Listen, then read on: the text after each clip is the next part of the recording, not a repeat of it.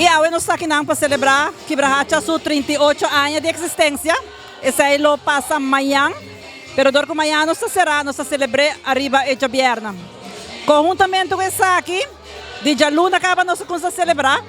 Nós chamamos na caminho para a celebração 38 anos de Quibrahacha. Nós começamos a Jaluna, nós temos cooperação de marcha hopi voluntário não.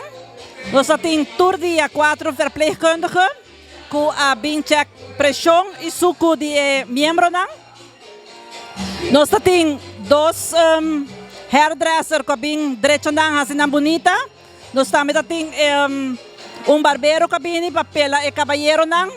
Nós temos senhora que bem para fazer atividade balha. Nós temos DJ, nós temos carro orgel. Nós temos marcha hopi mês sponsor.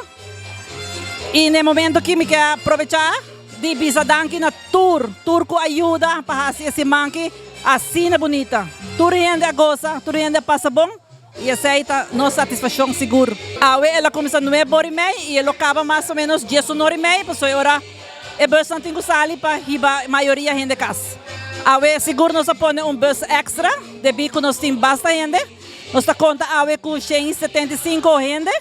Dus quando basta hopi, nós precisamos sacar bus extra e 10h30 eigenlijk nós começamos back para o rende buyback.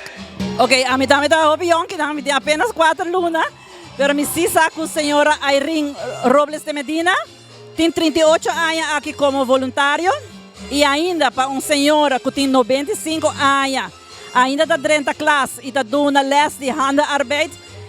Uau, tá coisa de admirar e com todo respeito, é seguro que sim. Tá rende mesmo sabendo que não para boa Kiko esse aí tá. Então está dando nos é uma satisfação para uma senhora de idade assim por cinta e dando sua les na sua outra companheira. E também nós temos Femi Fingal também tem 38 anos, então me quer andar é motor atrás de Quibrahacha. E para dizer a verdade, ananta me guia também a hora que nós cometimos a temporada cortico que dá seguro se cada me lotar cada viaja para buscar conselho, ideia, nice.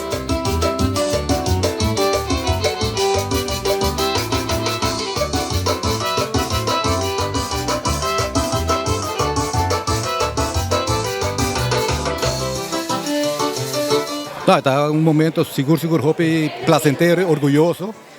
Rotary Extendo Quibrahacha começa a base de uma iniciativa de Rotary 39 anos passar amanhã e o liderazgo de Arnold Danot com grupo na inicia centro aqui bonita para o aqui com 38 anos ela cresce caminha com atualmente nós temos nossa target e nós temos around 250 clientes que também praticamente todo dia durante a semana 5 dias por semana seguro.